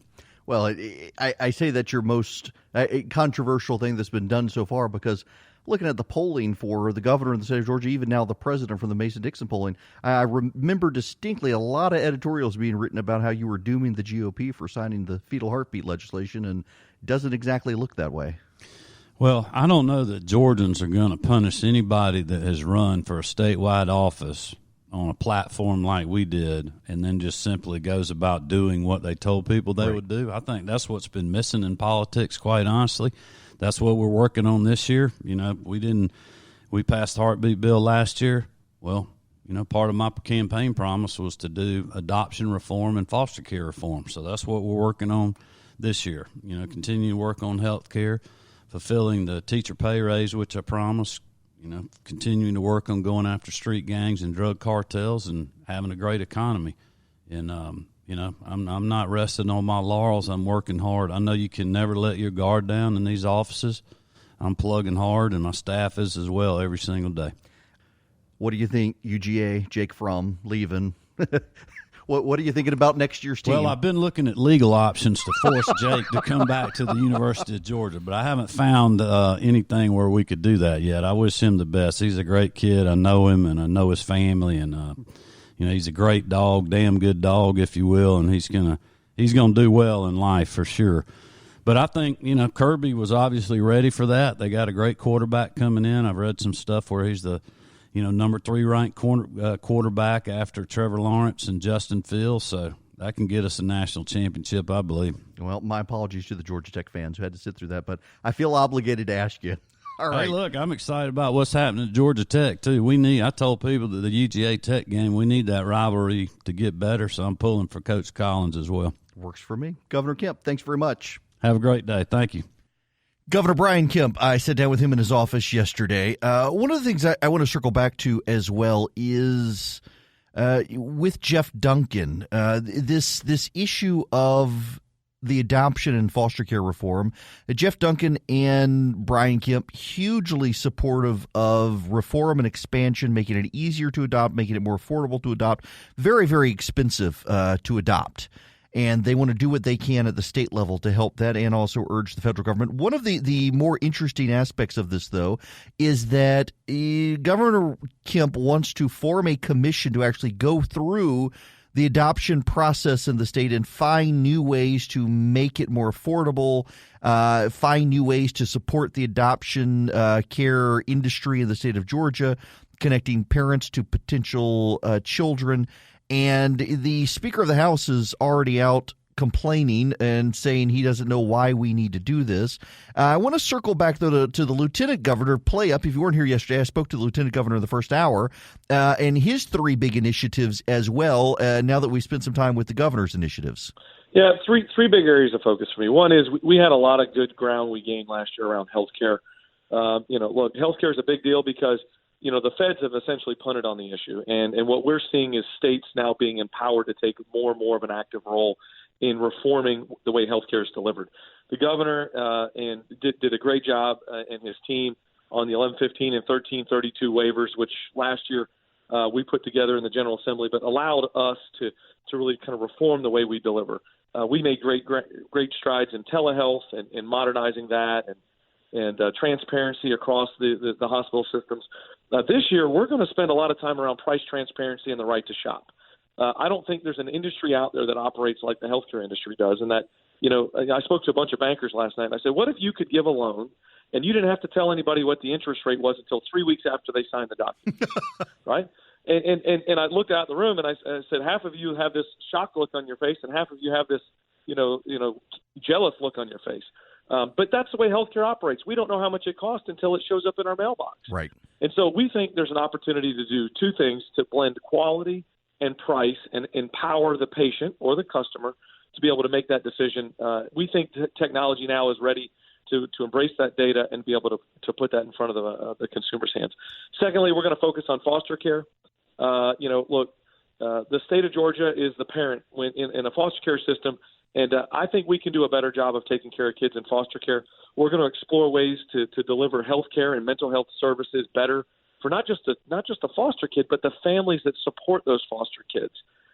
We want it to be easier for them to get them to the pediatrician or to a specialist or to a therapist to walk them through some of the most difficult days of their life. And then secondly, think about this. 18-year-old foster kid essentially ages out of the system. So the day you turn 18, you age out of the system, and it's here you go, you're ready for life, or at least you need to be ready for life. 700 kids a year get that message when they turn 18. The stats are alarming. 97% of those kids end up in chronic poverty. 71% of those of the girls end up pregnant within the first year, and only 11% have a high school diploma or GED equivalent. We can do better. We will do better. And I want Georgia not just to say we're the number one state to do business in. I want foster kids to say it's the number one state to be a foster kid in. Wow. And last, we want to be the technology capital of the East Coast. We're going to push hard. We just put together a task force yesterday headed by Johnny Isaacson, Bud Peterson, Paul Judge, Paul Bowers. This is a working group that's going to advise me on ways to attract investment from around the world, to keep and incubate big ideas here, to invite the best and brightest from around the world to bring their big ideas and develop them. We think there's a great opportunity for Georgia, all of Georgia, not just Atlanta, but all of Georgia to become the technology capital of the East Coast. That was Lieutenant Governor Jeff Duncan yesterday, who spoke with me before the State of the State address by telephone. When we come back, Kelly Loeffler, is rolling out her first advertisement in her campaign for election. She will be on the ballot in November, of course. The Democrats having trouble finding someone to run against her. And there is news on the impeachment front. We've got to get back to news in Washington. We will take your phone calls as well.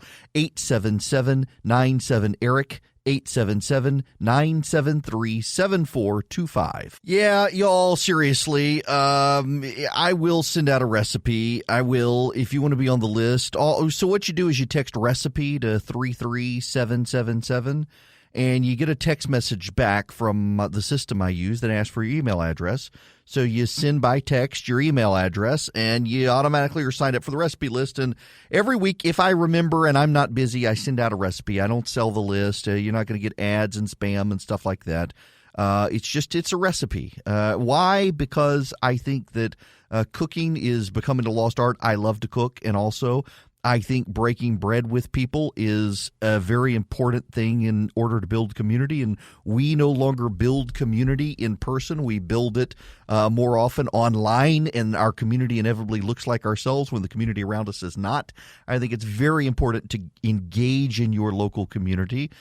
Scripture tells us community is important. Relationships, face-to-face relationships are important, and cooking is a way to get people in a room together in your messy kitchen and enjoy each other. So text recipe to 33777 if you want that. I will find a recipe to send out today. Kelly Loeffler has her new ad out. I asked the governor about her. You heard what he said, and here is her ad. Gives you a sense of where she's headed to try to shut down any potential threat from the right. My first bill called to end impeachment. Kelly Loeffler. My second bill supported killing the world's deadliest terrorist. Kelly Loeffler, a businesswoman, not a career politician. China is attacking American jobs. Iran is attacking American troops. And Congress only attacks the president. It has to stop. I'm Kelly Loeffler. I approve this message because it's time to get to work. That's Kelly Loeffler's ad, 30-second ad. She's going to be spinning this around the state. You know, interestingly enough, I went back and I looked at 2018. So the buzz out there is some conservative groups are still urging Doug Collins to get in the race. They want Doug. They think Doug would be the guy. Here's the problem. I mean, at a fundamental level, Doug Collins would have to raise a lot of money. For perspective, Brian Kemp total in 2018 raised $22 million to run for governor. Stacey Abrams actually outraised him. Stacey Abrams raised $25 million, and I realize that everyone says that she did not raise as much. That's not true. She raised $25 million, a lot of it from out of state, most of it from out of state. Brian Kemp raised $22 million, mostly from in-state. Kelly Loeffler has already put into her campaign $20 million. She has cash on hand only $2 million less than the total money raised by Brian Kemp for 2018. Collins would have to raise a whole lot of money, and even then would probably not be able to. Now, it's not always the person with the most money who wins. I mean, Brian Kemp beat Stacey Abrams. He did not have as much money as she had. She also had a lot of outside groups pouring money into the race. That's true. But to build the campaign team, to build the war chest, to build the grassroots operation, to build the door-to-door, to build the ads, to build the mail, to build the targeting, to build the robocalls, to build it all, to travel, to knock on doors, to go see people face-to-face, it costs a lot of money. And she's already starting with roughly the amount of money Brian Kemp used to win the state. So it'll be very hard. I increasingly get questions from people, is Collins going to do it? And I increasingly hear from people close to Collins that no, he's not going to do it. And I suspect that that's right. I suspect he's not actually going to challenge her. I think she's going to be the senator. And the problem is going to be on the Democratic side. They don't have anybody to run against her. It is January 17th. Everyone has known about Kelly Loeffler for 6 weeks. Since the beginning of December, right after Thanksgiving, word leaked out it was going to be her. and the Democrats still can't find someone to match her, to line up with her, that's going to be a problem for the Democrats. And they're still fighting over who to challenge David Perdue. Now, when we come back, I want to spend a little bit of time on the adoption issue. The Speaker of the House threatening to throw a monkey wrench in the governor and lieutenant governor's plans to make adoption more affordable and review how they can improve the adoption foster care situation in the state. And we got to get back to Washington. The president has announced the lawyers who will be involved in his impeachment case. The Democrats, of course, are melting down already because of it. Anything the president does causes them to melt down. And then we need to turn the spotlight back to Iran and Iraq and the killing of Soleimani. Okay, a quick timeout for a new sponsor I'm actually excited about, but it's confession time in the process of me being excited about the sponsor. So, after all the lung stuff I had several years ago, it took me a long time before I was cleared to actually go back and do serious exercise at the gym, and I finally decided to go back to CrossFit about 3 months ago. Now, I've been paying for the private lessons instead of going to the open hours because I don't want anybody to see my fat behind working out right now as I'm doing burpees and double unders and all the other awful stuff. But I'm only going 3 days a week because it's expensive to do the private stuff. I got to do something at home because I got a couple of days a week where I got to be burning calories when I'm not doing it. And I was really thinking about the Peloton option, but I don't want to pay a ton for Peloton. And it's expensive. Well, I discovered Echelon, and now I'm really actually pleased that Echelon is a sponsor of the show. It's a live and on-demand studio classes in your home. You can use your iPad. You can put them on your fitness bike. You can put them on, they've got them on the Apple TV or your TV. You can stream it. You can get them on your iPad. They've even got one of the mirror options where you can do the exercises in the mirror. Join hundreds of thousands of people, myself included now, getting fit with Echelon. You don't have to pay a ton for Peloton. You can get an Echelon bike today for under $1,000. So go to echelonfit.com/Eric. Learn about their limited time free Apple iPad and complete details of the exclusive offer. Echelon, it's your time. Make the most of it and don't go broke doing it. That's EEECHELON. ECHELON fit.com/Eric. echelonfit.com/Eric. Y'all, if I can do it, you can do it. It's great, and we'll get in shape together. Hello and welcome. It is Eric Erickson here, the Eric Erickson Show, across the state of Georgia from my flagship WGAU in Athens, Georgia. I say that intentionally because if you're in the Athens area, I just got a note. It appears that at the beginning of March 4th at 6:30 p.m., I will be speaking to the college Republicans at the University of Georgia. So I will be at UGA March 4th. So if you are listening to me on WGAU or anywhere else, I'm assuming the college Republicans will say, come on by, but I'll be hanging out with the college Republicans at the University of Georgia on March 4th. So be advised. The phone number, if you would like to be a part of the program today, 877-97-ERIC. That's 877-973-7425 is the phone number. And we got to move back to Washington stuff. But before we do, just a quick word on the governor and lieutenant governor's adoption and foster care reforms. There are three things up front that the governor wants to do. The first is to lower the age at which you can adopt someone. Right now, the minimum age that you can adopt someone in Georgia is not the age of the adoptee, but the person who is doing the adopting. You got to be 25. They're lowering it to 21. That's what the governor wants. The second thing the governor wants to do is to increase the adoption tax credit in the state of Georgia.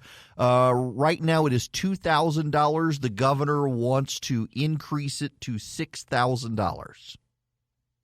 The third thing the governor wants to do is he wants to establish a commission that can go through the adoption laws of the state and see what can be improved and report back for the legislative session next year in 2021.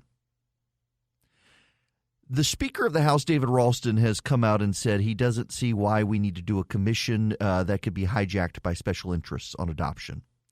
And you need to understand why the Speaker is opposed to a commission on adoption. One of the things that happened with some of the adoption updates a couple of years ago is some of the Senate, in fact, a majority, not quite a majority of the Senate, they wound up scuttling it at the request of Governor Deal. They put in a provision that would protect faith-based adoption agencies in Georgia. Under Georgia law, there are lots of adoption agencies in the state that are secular institutions. They don't care whether you're gay, straight, Muslim, Jewish, Christian, atheist. They don't care. But there are some of the best, and I actually do mean this, they are really the best adoption agencies in the state, tend to be run by churches. Catholic adoption agencies and Protestant adoption agencies. There's a great one in Macon. Covenant Care is a wonderful place. There are some great ones in the Atlanta area and around the state. There are some great faith-based adoption agencies affiliated with churches. And the faith-based adoption agencies do care about the faith of their parents because adoption is a ministry of the church. And so if you believe that marriage is between a man and a woman, then you're going to insist that the adopting party be married and that it be a heterosexual Christian marriage. And over the last several years around the country, gay rights activists have been trying to shut down faith-based adoption agencies. In particular, in Massachusetts and California and others, faith-based adoption agencies have been targeted, and they either have to abandon the faith criteria or go out of business. And the Catholic adoption agencies in New England are all shutting down, which means there are less places to go now in New England to adopt kids. The gay rights community has decided that they're going to prioritize gay rights over the adoption of kids because they don't want a child to be adopted into a household they find bigoted, what you and I would call a traditional Christian family that believes in traditional Christian orthodoxy. And so they want to shut those down, and they want to put them out of business. And this is becoming a fight in Georgia. In certain locales around the state that have become more and more progressive, there is increasing hostility to faith-based adoption agencies that won't adopt to people outside their faith or won't adopt to gay couples or to singles. And the argument that I would make is that we need to prioritize every available option to place a child into a good household, gay, straight, Muslim, Jew, Christian. And the more adoption agencies we have committed to placing children, the better off the children are. The gay rights activists would say that we are better off prioritizing love, not hate, and tolerance, and we should not be allowing any adoption agency to place a child with a bigoted couple, with a Christian couple, with a Muslim couple, with an Orthodox Jewish couple, because those couples don't affirm the LGBTQ community, and therefore the child will be raised as a bigot. I think that's a bunch of nonsense. I think that if you've got a faith-based adoption agency and they will only adopt to Christians, well, let them. You don't have to use them. There are plenty of state adoption agencies out there. But when you restrict the pool of adoption agencies to conform to your ideology, you are restricting the availability of children to get out of being wards of the state and into loving families. The Speaker of the House has sided with the LGBTQ community on this. He doesn't want this fight. He doesn't want to antagonize Hollywood. He doesn't want to antagonize the left. And he's okay with shutting down Christian adoption agencies in the state when that fight comes. He's not willing to grant them state protections. Texas, Mississippi, Missouri, Oklahoma, Kansas, Nebraska, they've all passed laws saying that faith-based adoption agencies have a place in the state and they can do business with the state even if they discriminate in favor of their faith. The Speaker was instrumental with Nathan Deal in blocking a piece of legislation like that in Georgia several years ago, and he has blocked it ever since. And he's afraid that if a commission were to be set up, that social conservatives would use the commission as a place to advocate for legislation that would protect faith-based adoption agencies.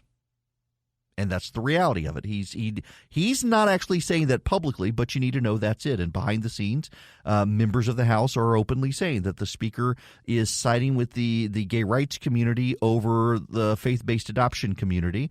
The Speaker represents Blue Ridge, Georgia, which has the highest per capita number of gay couples in the state of Georgia. It's a very gay-friendly community. It's a wonderful community. Absolutely wonderful up in Blue Ridge. I love going to Blue Ridge. It also has a very large progressive community now.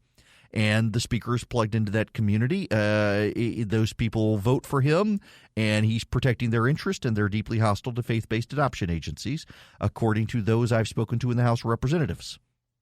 So he is willing to scuttle a commission to make adoption more efficient and expeditious and better in the state of Georgia because he's afraid that social conservatives, particularly Christian conservatives, might be able to get legislation drafted to protect faith-based adoption agencies in the state. He won't say that publicly, but according to his colleagues in the House, there you have it, which again is why you should be texting the word Speaker to 52886 and telling the state legislature to oust the Speaker of the House. He's not working for you guys. Now, we will continue to follow these issues. I want to make you a good activist. I want to be able to help you connect to your member of the state legislature, and the best way to do that is for you to text the word Army. Text the word Army to 33777. Text the word Army to 33777. That joins you into my conservative activist army, where we fill you in on what's happened in the state legislature and get you the contact information to your member of the state legislature as the adoption fight gears up and opposition grows to daring to have a commission to make adoption easier in the state of Georgia. I'll be able to easily connect you to your member of the state legislature to push them to support this commission. All it is a commission. That the Speaker is threatened by a commission is astonishing. But there you have it. That's him. He's a petty little man. I shouldn't say little, but nonetheless. Now, the phone number here, 877-97-ERIC, 877-973-7425. Do you know what kabuki theater is? Let me read you just the basic Wikipedia entry. Kabuki is a classical Japanese dance drama. Kabuki theater is known for the stylization of its drama and for the elaborate makeup worn by some of the performers. Now, if you don't know the details of what kabuki theater is, kabuki theater, like other traditional forms of drama in Japan, is performed in long, elaborate programs that stretch out. The audience's escape from the day-to-day world to a full day of entertainment. The individual plays could last an entire day. Some are shorter. They're highly sequenced. They are elaborate structures. The costumes are overwhelming. The theater, the art of it, is more important than the substance of it. Forget the plot. It is the elaborate nature of it. It is the beautiful costumes. It is the makeup. It is the masks. It is the sword play. It is the fighting. It's an incredibly structured, beautiful presentation. If you've never been to kabuki theater, you need to find it and go to it. They've got short ones in this country. In Japan, it can be an all-day affair. In this country, you can find short-staged kabuki productions. They're incredible. Kabuki theater is also what happens so much in Washington, D.C. What we're seeing with impeachment in Washington, D.C. is kabuki theater. It is an elaborate presentation complete with costumed impeachment marshals marching across the floor from the House to the Senate as the media talks about it's historic, it's monumental, this is sacred, this is sacramental, this is historic. It involves the Chief Justice of the United States in black robes marching across from the United States Supreme Court into the Senate, accompanied by 4 senators, 2 Republican and 2 Democrat, marching to the floor of the Senate, swearing in the senators and presiding. It involves the procession of the senators coming into the Senate, sitting the camera panning away from them so you cannot see the senators any longer, to deny them the ability to participate in the ritual spectacle, and the act of not being able to see them as part of the theater. Instead, you see the impeachment managers on the floor and the president's prosecution as they begin to make elaborate arguments, and Jeffrey Toobin and others on TV opine on, this was a substantive argument, and I'm not sure how the Republicans are going to be able to spin their way out of this. And then the Republicans spin their way out of this. Oh, this is Alan Dershowitz, who's connected to Jeffrey Epstein, and we can't take this man seriously. And oh, Kenneth Starr, what a hypocrite. And the media plays their role. It's a huge spectacle.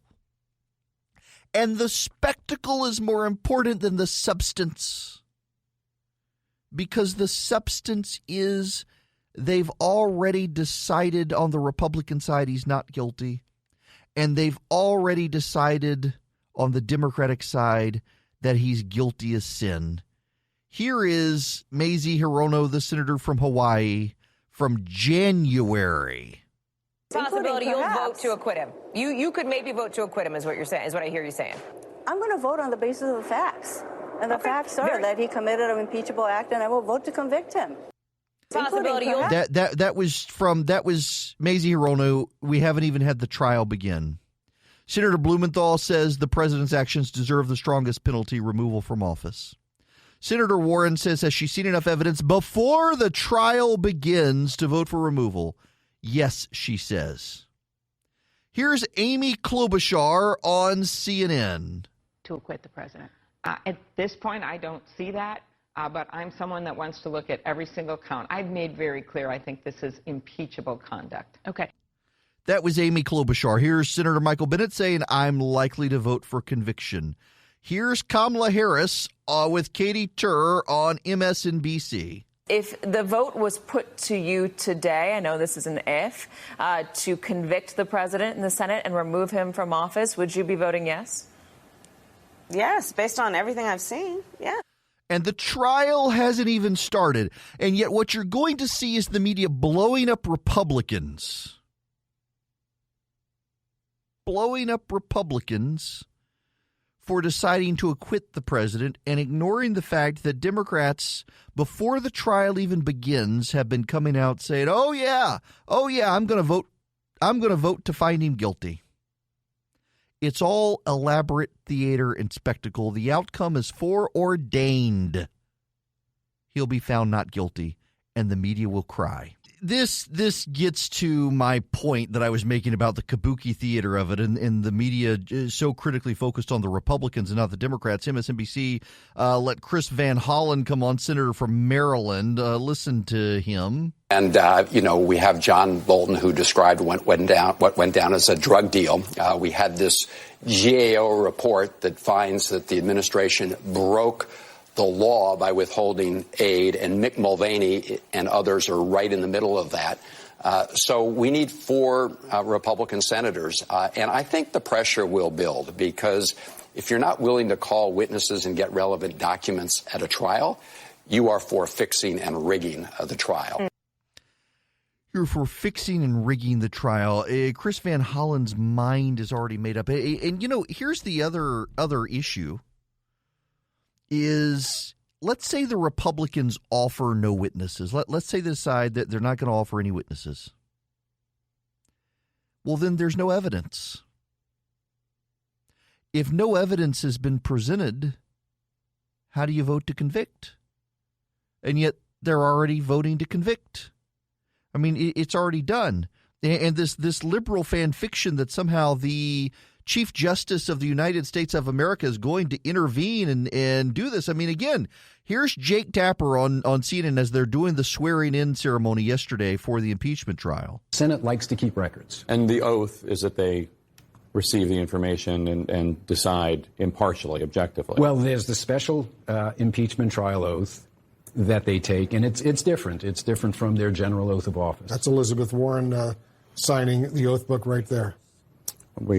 They swear to do impartial justice. Swear to do impartial justice, although many of them on the both sides of the aisle have already said how they're going to vote when it comes to removing the president. Let's continue to listen. Yeah, we're going to be impartial. We're going to hear the evidence, and they've already made up their minds. Here's the president on the impeachment trial. Trial starting next week. What's your view on how long it should take? Well, I think it should go very quickly. It's a hoax. It's a hoax. Everybody knows that. It's a complete hoax. The whole thing with Ukraine. So you have a perfect phone call. This is a call, fortunately, it was actually 2 phone calls. You people don't report that. There were 2 calls. They were both perfect calls. In fact, probably among the nicest calls I've ever made to foreign leaders. Now, so you have these perfect calls, and everybody says it now. Before they knew they were so good, because fortunately they were transcribed, you had other people saying terrible things about the calls. You had a fake whistleblower that wrote a report that bore no relationship to what was said. Everything was false. You have now the Ukrainian president and the foreign minister of Ukraine saying there was nothing done wrong. In fact, they said there was absolutely no pressure whatsoever. Everything was perfect, and they impeach. There's the president. Now, when we come back, as someone, this is one of the problems with Bernie Sanders. You've also got this problem with Joe Biden, although not to the same extent. I mentioned yesterday that all these old sound bites of Bernie Sanders and this deep treasure trove of opposition research on him that's going to start flooding out. Someone went back into the archives of the Clinton impeachment and found Joe Biden talking about the need for witnesses. I want to play that audio for you when we come back. Right now, though, I want to remind you that this hour is brought to you by Dynamic Money. You heard Chris Burns earlier in the ad. I could not do this program without sponsors. We're building advertisers as we reach out across the state of Georgia, but First Liberty of Georgia and Dynamic Money, I couldn't have gotten this off the ground with them, and this is my time to tell you, Dynamic Money, Chris Burns, he actually is my personal financial guy with my wife and me. It's consumer finance stuff. It's not, he manages our retirement funds and 401k, but really it was, I needed someone to teach us how to budget and teach my kids how to budget, and that's where Chris and his team at Dynamic Money shine in addition to managing my retirement 401k. If you need somebody to teach you budgeting, to get you on a fiscal plan, to give you some peace of mind and help you with retirement, go to dynamicmoney.com. Talk to Chris's team. They're good people. They're not commissions-based. They only give you sound advice. I'm not even going to play you the audio because it's so stupid. It really is. Manu Raju is a reporter for CNN. He used to be at Politico. I have referred to him for years as Mitch McConnell's stenographer.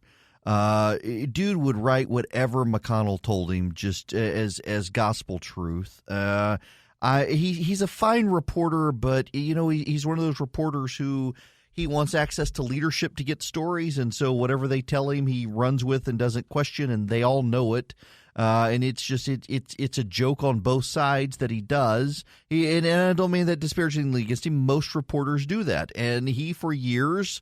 As a conservative who was deeply critical of stuff behind the scenes with McConnell and knew what was happening behind the scenes, I would read Manu Raju and I could say, for sure, yep, this is the McConnell team.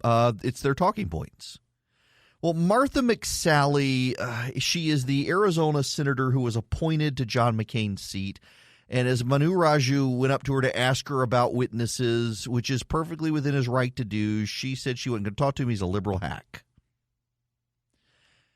Holy Lord, you would have thought that she gunned him down in the street, given the press reaction. They are still today talking about it. They are outraged about it.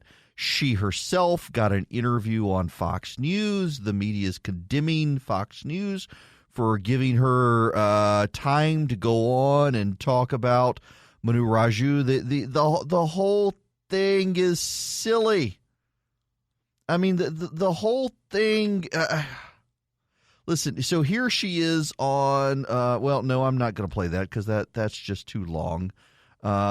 She went on Fox. She said that he's a liberal hack. She registered the domain liberal hack to play it up, to amplify it. The media is all about it. The media is in high dungeons about it. They're just so upset. Here's the reality on Martha McSally. She could lose her election in Arizona because the Republican base doesn't like her. And liberals in Arizona don't trust her. and she's a terrible candidate.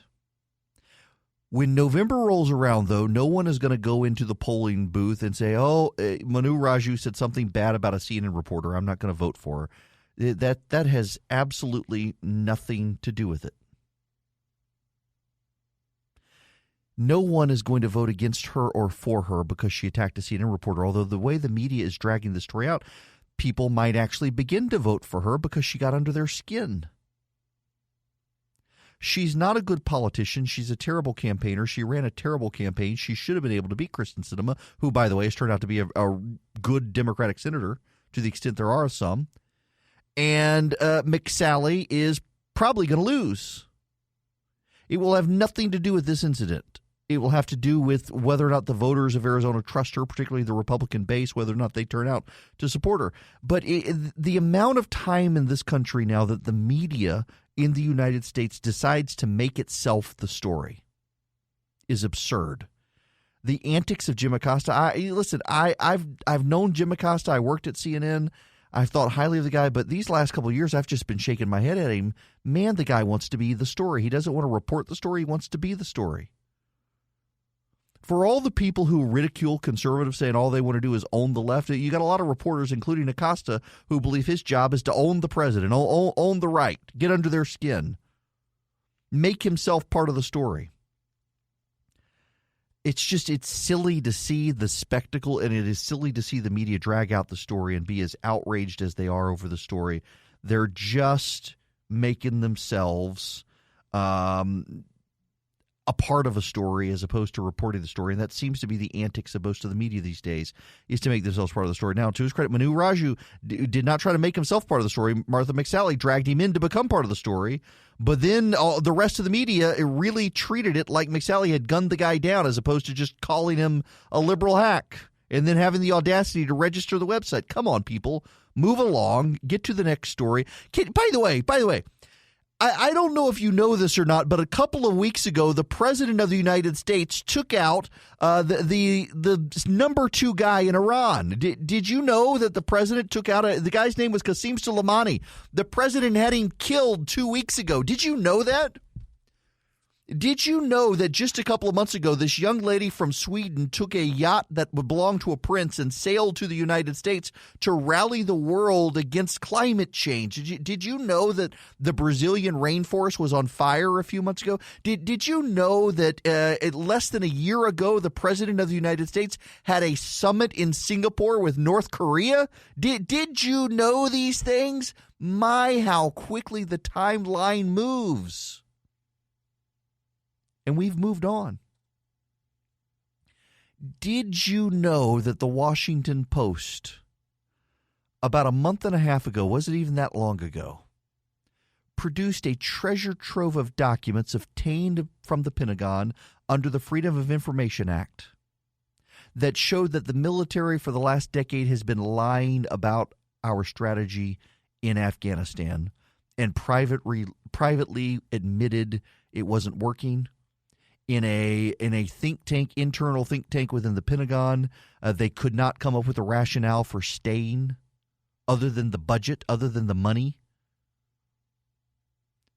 My friends, I got to tell you, the media in the United States has. Have you ever seen Doug the Dog in the movie Up? You know the movie Up, but you know my son, my 11-year-old, came to me the other day. Gunnar, I'm Swedish. Eric Erickson, my son is Gunnar. Yep, Gunnar, as the rest of my family calls him. Gunnar, my uncle Leif. Yes, my uncle is Leif Erickson. Yes, it is. But my uncle Leif calls him Gunnar. Gunnar came to me and said, "Dad, I was able to watch the whole movie Up. Even the sad part of the beginning, and I cried, and I watched it anyway. I was rather proud of him, but I'm doing my Doug the Dog impression right now. But so Doug the Dog in the movie Up is a dog that has a device around his neck on his collar, and so his antics can be translated into English. And so the old man and the little boy, they land in this place, and Doug the dog comes running up to him and, hello, human, my name is Doug, squirrel. And he would turn and be distracted. The media is Doug the dog, squirrel, turning every which way, completely distracted from everything that the media should be focusing on. We have story after story after story after story after story.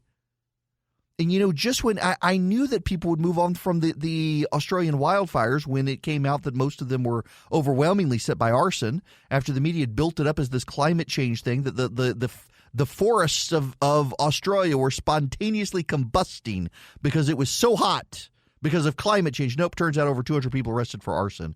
They move on. Squirrel! Move on to something else. And impeachment's going to be forgotten in 3 weeks. We're going to move on from the impeachment of the President of the United States to something else in 3 weeks. We don't even know what it is yet. We can't predict the future. That's one of the messages my buddy Chris Burns says, is you can't predict the future. Don't plan your retirement trying to guess the market. Just plan your retirement. Try to be stable. We're going to be have a situation where we're going to move on. Everybody's going to forget it. One of the things that we shouldn't forget, though, is Afghanistan. We're going to be in a situation in another year where we're still going to be in Afghanistan. And for over a decade now, no one's really known why we're in Afghanistan anymore. My kids have a teacher in their school. He is being called up for another tour to Afghanistan. He's one of the more popular teachers. He's got a number of kids, his wife, his students, his friends, his other family, and he's leaving them to go to Afghanistan for what? Even a decade ago, even 10 years removed from 9/11, I could have told you why we were still in Afghanistan. Because we hadn't successfully eliminated the Taliban, and we were still propping up the government in Afghanistan that needed to stand up on its own to take out the Taliban. We needed to be there for them, for that government, to help them be stable. But in the last decade, corruption has become systemic, endemic. We, as a nation, no longer need to be there. We, as a nation, have no reason to be there now. We're there because of inertia at this point. There's no justification. And yet the news cycle moves so quickly, we've all forgotten. We've all forgotten we're still there. But none of us can explain why we're there. Even the Pentagon can no longer explain it. There is no rationale for us being there. But we're fixated on impeachment right now. In 3 weeks, 4 weeks, we'll be moved on to something else. There'll be something major, something significant. There'll be a world event, and we'll have all forgotten that the president had been impeached. We'll have all forgotten about Martha McSally. We'll move on, but our soldiers will still be in Afghanistan. They are hostage to our inability to pay attention to stories. And that's something we should consider. Some of you are going to be aggravated with me for this, but I want to, not because I'm in the cult, although I totally am. I'm in a radio. Normally, I've got a studio in my house, but I'm actually in Atlanta today, and I've got next to me, I have my iPhone. Next to it is my iPad. Next to it is my MacBook Pro, and on my wrist is my Apple Watch. I am in the cult, and I make no bones about it. But I've been deeply critical of Apple in the last year or two for a lot of decisions they've made. With Apple News, it sucks. Apple TV Plus isn't great. I found some of the shows enjoyable, but I don't know what to make of this company right now. But one of the things that I continue to applaud Apple and now Facebook on is privacy. The federal government is insisting that Apple and Facebook put back doors onto WhatsApp for Facebook and your iPhone for Apple. I don't know if you know this or not, but if you're using iMessages on Apple, the chat app, and you have blue bubbles in the texts, that is a very secure way to send a text message. It is encrypted end-to-end, meaning that the federal government cannot intercept the message along the way and figure out what it is. It's highly secure. It is actually more secure. If you need to send someone a credit card number, for example, it's more secure to send it by text message by iMessage on Apple's app from iPhone to Apple, from Apple device to Apple device, than it is to actually do it over the telephone by voice or to do it by text message. Never do it by text message. If you're on an iPhone and you're getting a green bubble, it means you're using text message, which is highly unsecure. And Apple refuses to put a back door into the devices. Essentially, the federal government wants Apple to provide a way for the federal government, for example, the terrorist in Florida who shot up the air base there has an iPhone, and the federal government wants Apple to give it access. Well, the federal government has found ways to break into iPhones, but has decided to make this a big spectacle to make Apple put a back door into its software. And they're not alone. European governments want it as well. The Australian government wants it as well.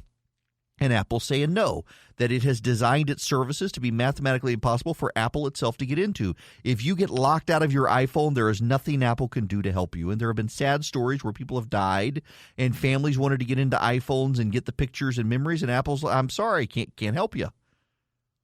And Facebook now with WhatsApp is saying the same thing. And the FBI and stuff are coming, human trafficking and child pornography and what are we going to do? And all the scare scenarios. Y'all, I'm sorry. I am on the side of Apple and Facebook on this. If the United States government can get into your text messaging service and spy on you, so can China, so can Iran, so can Russia, so can malicious hackers. If Apple builds a backdoor for our government, they are building a backdoor for every bad guy on the planet. And you should be opposed to that. Don't be driven by the emotional argument. A bad guy cannot conduct a terrorist attack through chat message. He may be able to carry out some of the planning in conversation with someone else, but he can't carry out the attack. To put the burden on Apple or Facebook or any other company to stop a terrorist, to stop a child pornographer, to stop a human trafficker, that's the government abdicating its responsibility. I am on the side of the companies because I am on the side of privacy in a day and age where every bit of our location is up for grabs to be sold, and the government can use cell towers to find our GPS location and all the like of it. I'm deeply concerned. And as a buddy of mine just texted me, he's more concerned about the federal government than he is the Chinese. I am too. The federal government, look at the FISA court. Look at the stuff we're learning there. The federal government is deeply abusive of privacy laws in this country. I am totally on the side of these corporations, and please don't buy into the fear tactics by William Barr, who I deeply respect. But he's wrong on this issue, and I get why he's doing it. I totally do, and I get the concerns of the government, but no, absolutely not. Apple and Facebook are in the right here, and the media is trying to make them bad guys because they're essentially denying the media stories as well. How many times has the media run a story on what's inside someone's phone? Be with the corporations on this.